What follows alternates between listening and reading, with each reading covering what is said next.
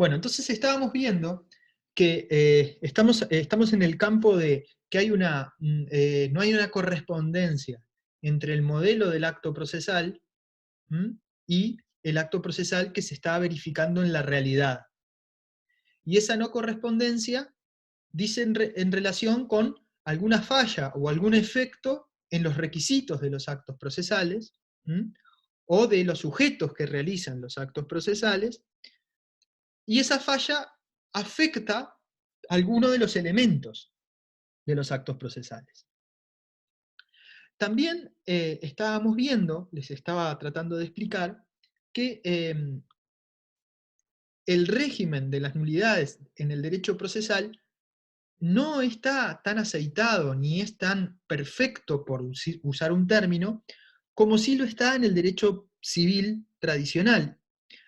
Pero lo que vamos a hacer con fines didácticos es tratar de reducir el tema a algunos conceptos que a ustedes les permita, luego de avanzar en el estudio de la disciplina y aún de la profesión, ir comprendiendo cómo funcionan cada uno de los supuestos.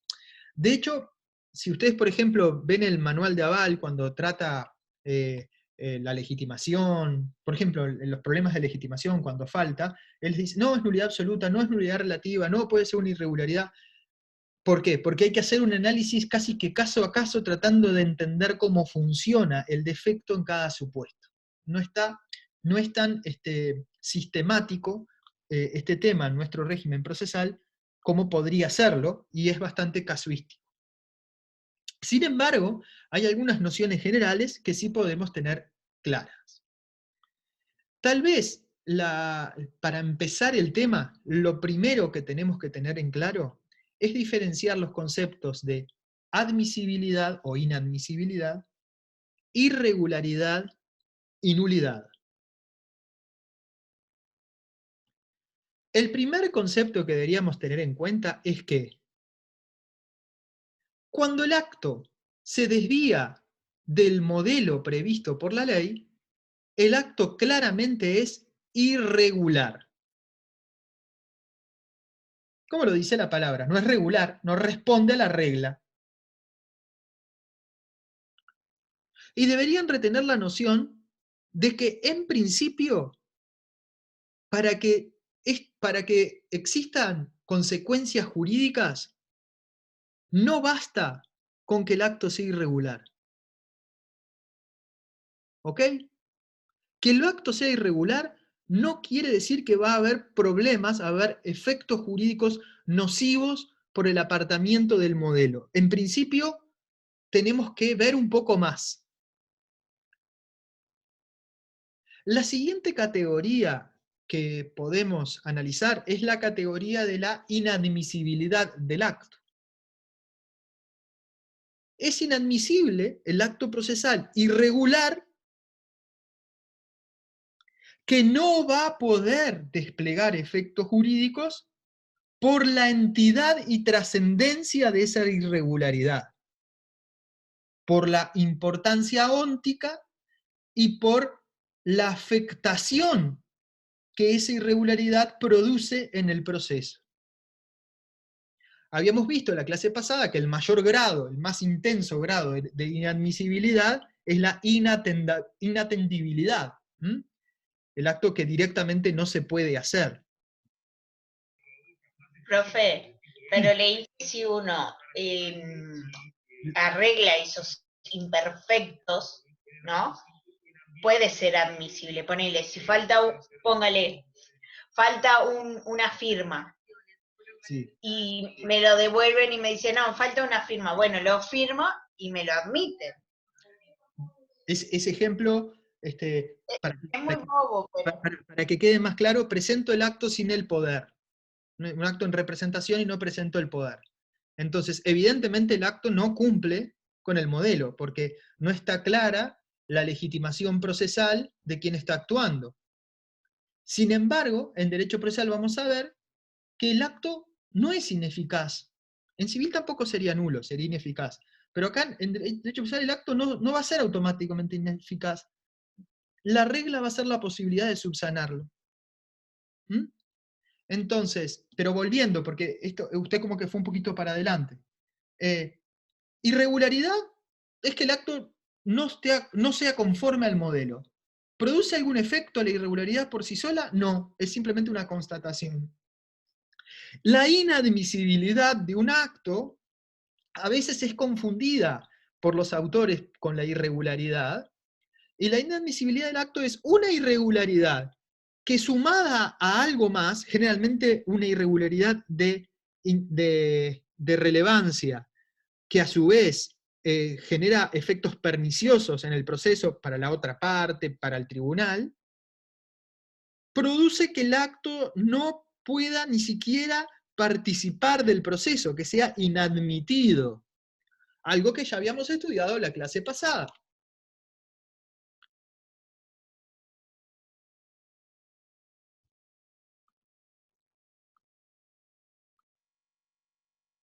Acá tenemos gente que quiere entrar y que no sé por qué no logra entrar. Ahí entra. La siguiente característica, el siguiente concepto que tenemos que analizar es el concepto de nulidad del acto.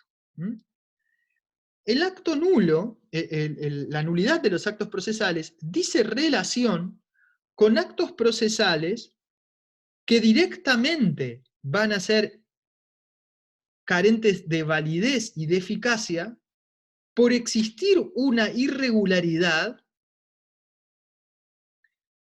que produce a su vez, a la que se le suma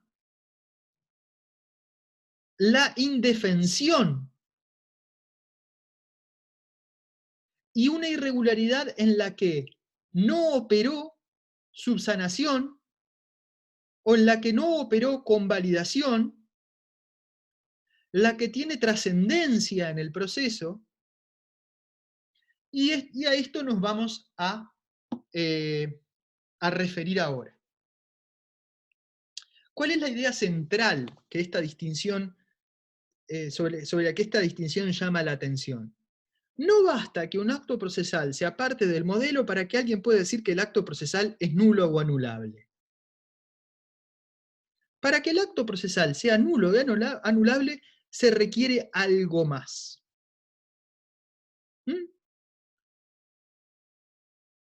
Otras, que ya vamos a ver. Otra advertencia. Estamos muy acostumbrados todos a referirnos a nulidad relativa y a nulidad absoluta. La nulidad relativa, en general, en derecho sustancial, refiere a actos que, pese a la afectación en alguno de sus elementos, producen efectos en la vida real, pero que pueden ser anulados. ¿Verdad? En cambio, la nulidad absoluta, en general, refiere a actos que directamente carecen de eficacia jurídica y que no requieren ser anulados. Son genéticamente carentes de validez y de eficacia. En derecho procesal, lo que sería entonces más fácil de... Pero a su vez, por nulidad relativa, también podemos referirnos en derecho sustancial al problema de la afectación de cierta especie de vicios, el vicio del consentimiento, de cierta especie de vicios que dan lugar a la nulidad relativa y a la nulidad absoluta. En derecho procesal, en realidad, utilizamos estos términos, pero puede ser mucho más fácil que hablemos de nulidad insanable y nulidad sanable, o insanable o sanable. Y vamos a ver que en derecho procesal casi todas las nulidades son subsanables o sanables. Que incluso aquellas, muchas veces, que se declaran por la ley como insanables, ni siquiera lo son del todo.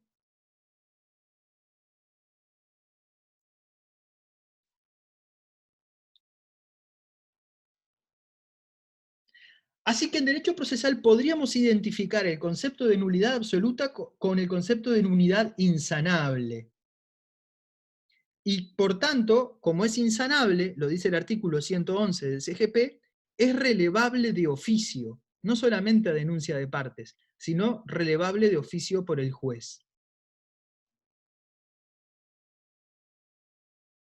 Y el concepto de nulidad relativa sería el concepto de mayor aplicación en el derecho procesal, el de la mayoría de los casos, que sería el concepto de nulidad sanable.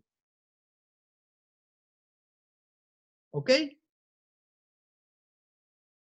Existe un principio que está regulado en el artículo. Sí, ¿quién levanta la mano? Sí, allí.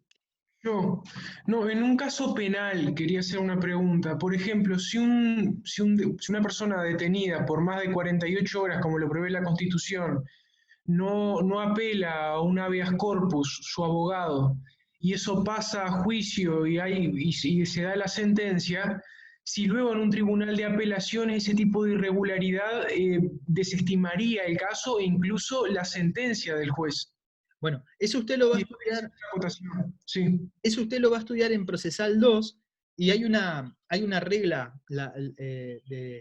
una regla lógica que Barrios de Ángeles extrae de la lógica, en realidad, y de la filosofía, que es que el ser y el modo, el modo de ser del objeto determina el ser y el modo de ser del proceso.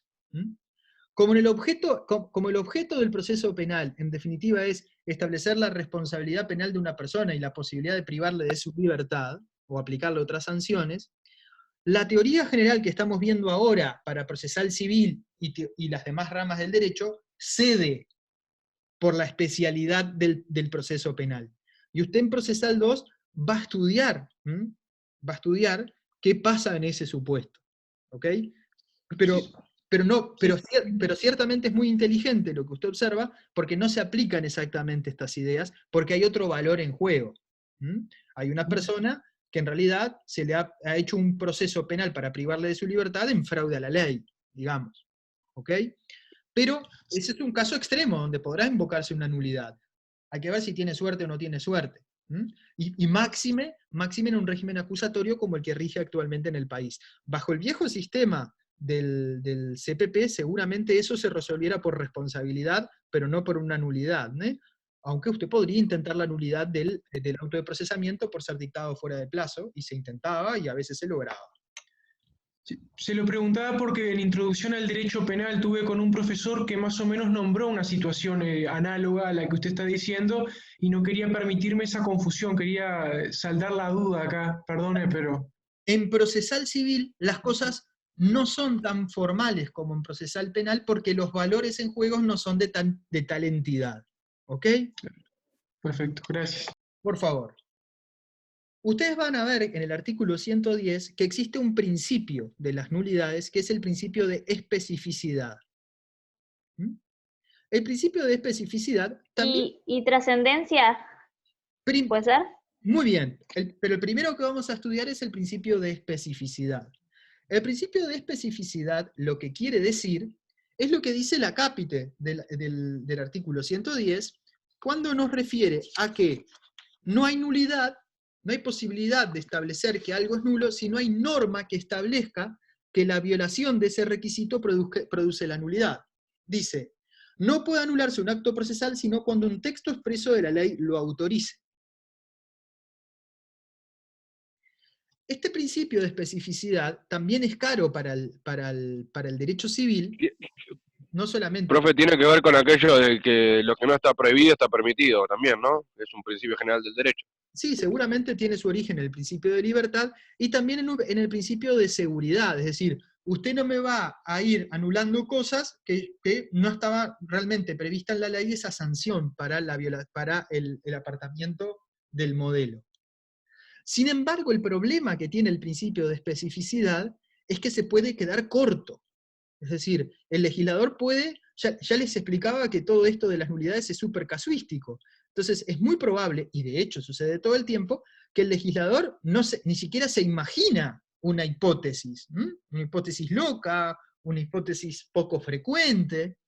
Entonces, este principio de especificidad que se proclama al inicio del artículo, como que se escribe con la mano y en el segundo inciso se borra un poquito con el codo.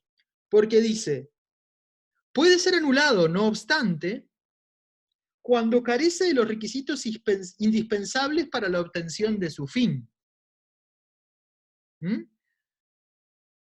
Entonces, ¿cómo es esto? Hay principio de especificidad. Bueno, es un principio de especificidad que podríamos llamar débil. ¿Cuándo puede anularse? Puede anularse en dos hipótesis. ¿Cuándo puede decirse que un acto es nulo? En dos hipótesis. Cuando la ley expresamente dice que la afectación de un requisito determina la nulidad,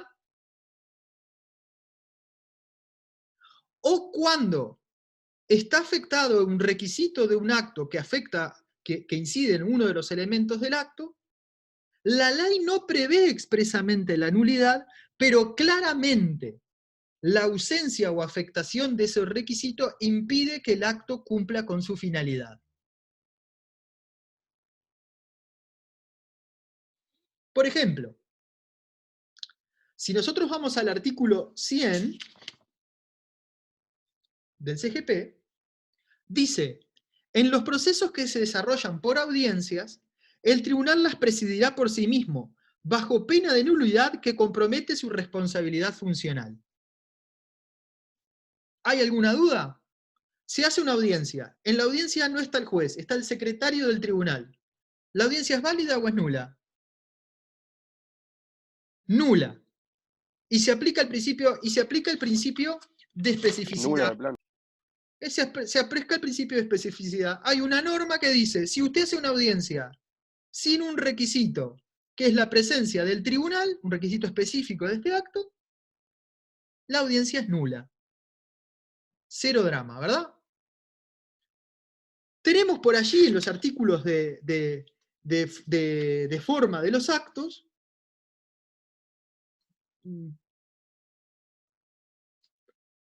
por ejemplo, el artículo 97. El artículo 97 nos dice que el juez puede disponer que un determinado acto se realice fuera del horario judicial, fuera del horario habilitado. Por ejemplo, hay que hacer una inspección judicial de los ruidos molestos que hace una fábrica o una casa.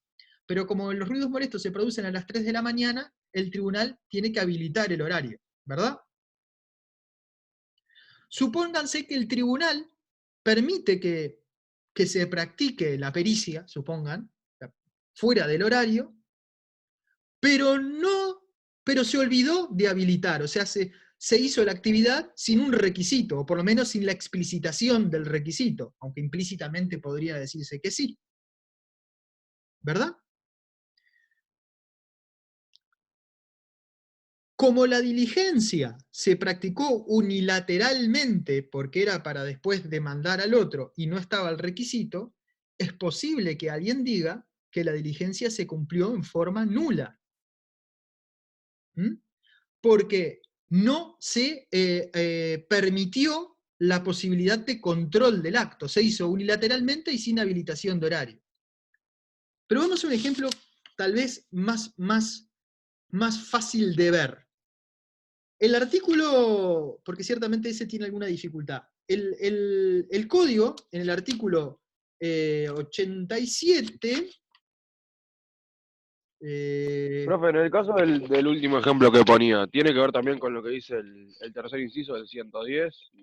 Que habla sí, pero lo que pasa es que no quiero hablar de eso todavía para explicar eso. Tiene que ver, obviamente, con la trascendencia.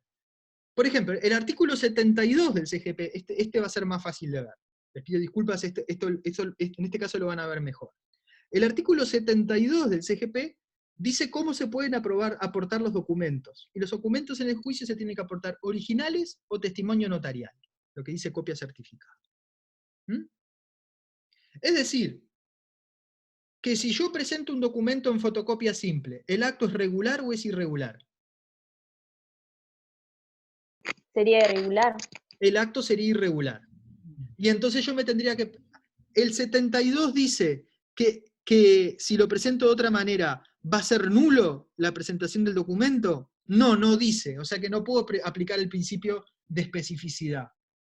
Tengo que partir a aplicar el segundo inciso del 110 y preguntarme, ¿presentar el documento en fotocopia simple cumple con la finalidad o no cumple con la finalidad? Y ahí la respuesta va a depender del caso concreto. Porque si la otra parte, cuando contestó, dijo, sí, el documento presentado en fotocopia es el documento, más allá que no cumplió con la forma, ¿se cumplió la finalidad o no se cumplió la finalidad? Sí, hay un documento y no hay duda sobre su certeza, está admitido el hecho. Ahora, si la contraparte luego dice, porque el juez omitió controlar ese acto, dice, esa fotocopia simple en realidad no sé qué es, el acto no tenía esa fecha y la contraparte omitió la presentación en forma. El acto Claro, cumplió. o sea, deja claro la formalidad. O sea, si dice eso, puede decirlo, que no cumplió con las formalidades. Claro, no cumplió con la forma, pero no por la forma misma, sino porque esa forma está impuesta por la ley para cumplir una finalidad, para que tengamos certeza sobre la autenticidad, fecha y autoría de los documentos. Claro. Entonces, ¿cuándo se puede considerar un acto nulo? Cuando la ley dice que la sanción por la irregularidad es la nulidad. O cuando el acto está afectado por un requisito que, considerando las circunstancias del caso concreto, impide el cumplimiento de su finalidad. De todas maneras, ese acto genera una presunción, así que a pesar de que sea declarado nulo, o sea, de que la falta de forma, no genera una presunción. No Si sé. yo presento en un expediente, ¿no? Algo que no está protocolarizado. Eso puede entenderse como una presunción de que esa charla existió. Capaz que esa falta de que esté certificada por escribano. No sé bien a lo que se refiere, pero de todas maneras aquí estamos en el campo de la admisibilidad y de la validez del acto, no en su valoración de fondo. Es decir, después vamos a estudiar cómo se valoran, por ejemplo, los medios de prueba y cómo se valoran otros actos procesales. Van a aparecer el tema de las presunciones judiciales, porque no sé bien a lo que, no logro captar a lo que usted se está refiriendo. Otro tema es el régimen de presunción de autenticidad del documento privado emanado de la contraparte que yo presente, y si la otra parte no se opone, se presume auténtico, absolutamente. Pero eso es otra cuestión, no es de lo que estamos hablando. Perfecto. García, Gladys, baja la mano, ¿no va a hablar? Gladys. Bueno, Gladys levantó la mano, pero no puede hablar, o tiene algún problema. Cualquier cosa nos interrumpe después.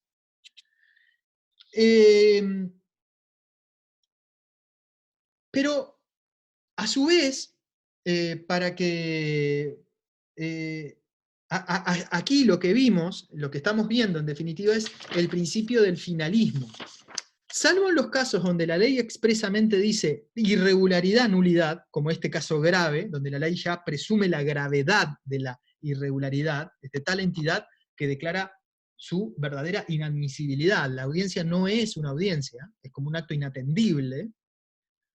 En los supuestos donde uno tiene que analizar si la afectación del requisito permite o no cumplir la finalidad, se introducen en nuestro derecho procesal un principio, el principio del finalismo. Es decir, yo encuentro una irregularidad, voy a declarar que hay nulidad, porque, bueno, para declarar si no hay nulidad, tengo que ver si se cumplió la finalidad. Si se cumplió la finalidad, no hay nulidad. A pesar de que el acto se apartó del modelo. Stenery. No, iba a decir lo mismo, que no se prioriza la forma y se prioriza la finalidad. Si logra la finalidad, se prescinde. De esa forma, como pasa con la notificación, puede ser. Que si llega el demandado, se prescinde del... Como el ejemplo de la clase pasada, ¿se acuerdan? Que el emplazamiento se tenía que hacer en una circunstancia de tiempo y de lugar, en el domicilio del demandado. Sin embargo, si el demandado aparece en el juzgado y le dice al juez, mire, yo estoy notificado, ¿habrá que notificarlo de vuelta al domicilio? No, porque el acto es irregular, pero no puede ser jamás nulo. ¿Por qué no es nulo? Porque se cumplió la finalidad, porque esa forma fue prevista por la ley solo para cumplir con la finalidad. La forma por sí mismo no importa nada. ¿Eso quiere decir que no existe el principio de formalismo en el derecho procesal? No, sí existe, porque ustedes saben que la Constitución dice, y el propio CGP, la clase pasada, cuando estudiamos la forma de los actos procesales, dice que es la ley, en general, a veces las partes cuando la ley lo habilita, o el juez cuando la ley lo habilita, las que establecen las formas de los actos procesales. Pero el formalismo no llega al punto tal de que alterada la forma tenemos nulidad. No, no. Alterada la forma, tenemos que ver si hay una norma que dice que alterada la forma hay nulidad. Si la tenemos, hay nulidad. Si no tenemos la norma, tenemos que ir a un segundo escalón. Y tenemos que mirar, a pesar de la alteración de forma que existe, ¿el acto igualmente cumplió la finalidad para la cual la forma había sido creada por el legislador? Si el test es positivo, el acto no es, aunque irregular, no es nulo. Estamos hablando entonces de los principios de especificidad y de finalismo. Pero a su vez, muchachos, para que el acto sea nulo, tenemos que analizar otro punto, es lo que se llama la trascendencia, que puede confundirse con el finalismo, pero que no es lo mismo. Nosotros tenemos que analizar este apartamiento del modelo, salvo en los supuestos donde la ley expresamente dice que el acto es nulo por apartarse del modelo, como el caso extremo del artículo 100. Este acto que Es era... cuando no puede subsanarse, que es de tal entidad que no puede subsanarse. Sí, eso también lo vamos a estudiar, pero lo que me iba, que eso es la imposibilidad de convalidación, pero a lo que me iba a referir ahora es que a su vez la irregularidad tiene que tener, muy bien, tiene que tener, ahora la entendí, sí tiene razón Cabeza, la nulidad tiene que tener trascendencia, debe ser de tal entidad, la nulidad, que afecte definitivamente, por ejemplo, el derecho de defensa de la contraparte, que afecte definitivamente la potestad de control del juez, que tenga trascendencia, que no sea algo inocuo, algo pueril, tiene que tener relevancia. Así que vimos principio de especificidad, principio de formalismo, principio de finalismo, principio de trascendencia.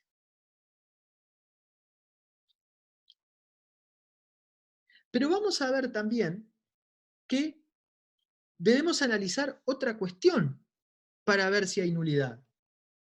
Tenemos que ver, en los casos de las nulidades relativas, esto que voy a decir ahora solo aplica para las nulidades relativas, pero que en procesal son la mayoría. En procesal vamos a tener nulidad absoluta cuando la ley dice que algo genera nulidad absoluta, como es el caso del artículo 100.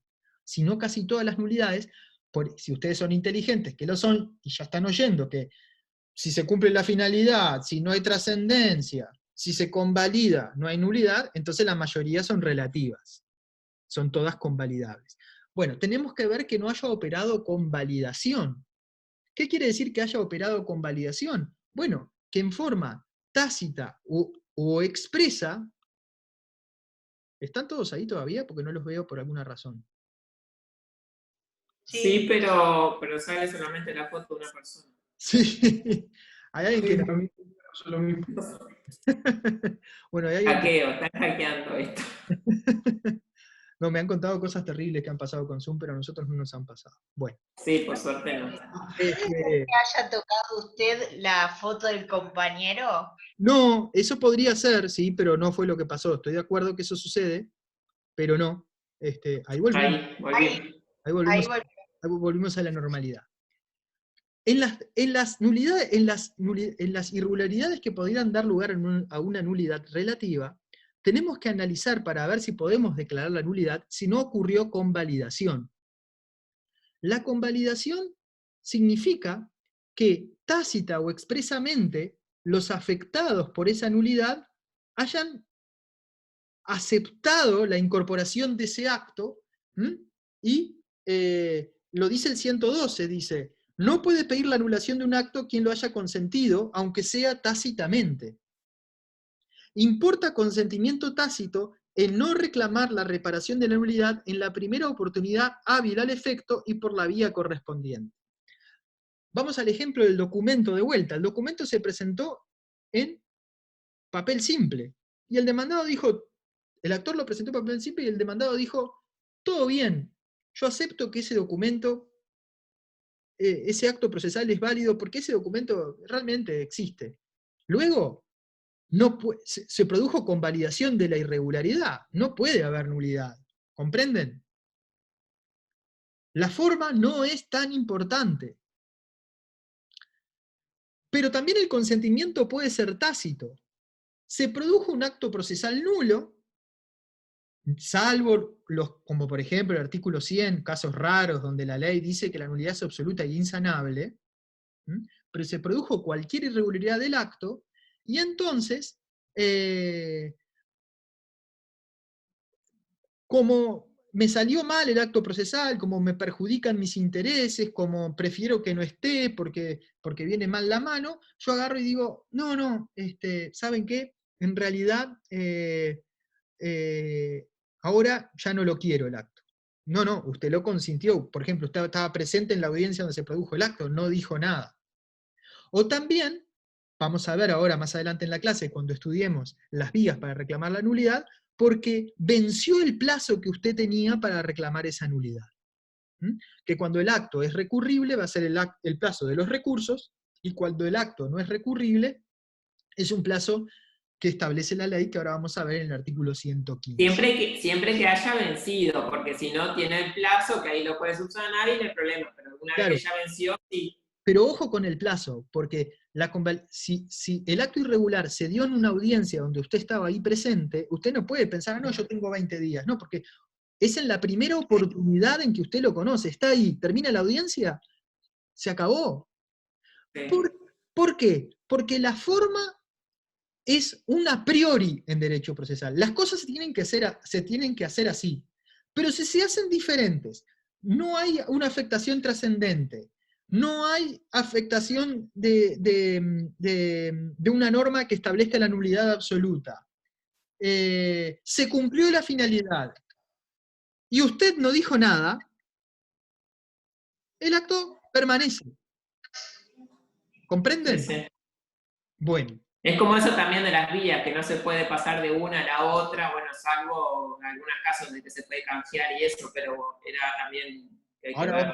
Ahora lo vamos a estudiar eso también. Otra cuestión que tienen que tener claro es que cuál es la extensión de la nulidad. Por este principio de conservación, que es un principio procesal general de los actos procesales, nosotros vamos a ver que lo que queda afectada por lo que realmente es declarado nulo es la mínima expresión posible.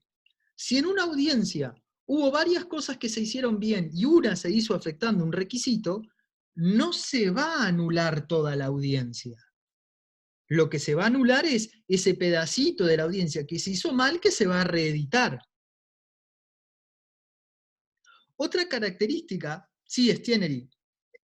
Pero ahí una pregunta. ¿No es que tipo que los que son anteriores no, pero los que después de que hay un acto de posteriores sí? Eso es lo que venía ahora. Eso es lo que iba a decir. Primero, muy bien, Stienery. Primero, si hay una afectación de un acto procesal, no se anula todo el acto procesal, se anula la parte afectada por la irregularidad trascendente, que viola derechos importantes, que no ha sido convalidada, que el acto no cumplió la finalidad. Pero el resto de la audiencia no.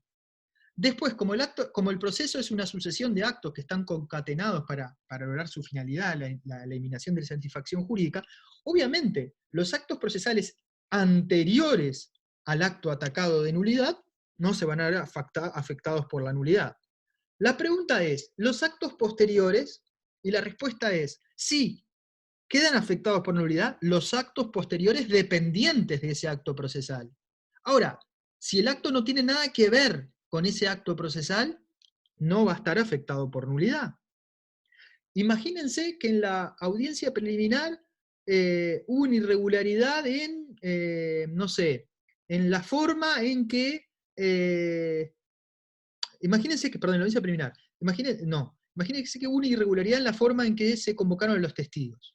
Entonces, el juez mira y dice, no, esta notificación es nula porque se hizo de cualquier manera, pero en esa misma audiencia se iba también a tomar declaración al perito. ¿La declaración del perito se ve afectada por algún vicio de nulidad?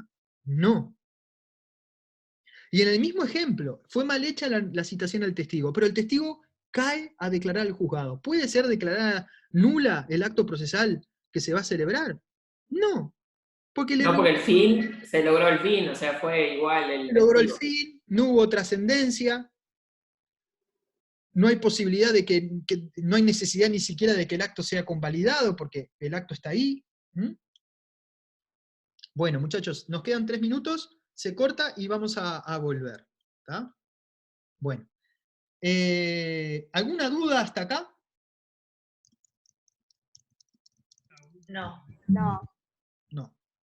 Bueno. Volvemos ahora en un minutito entonces.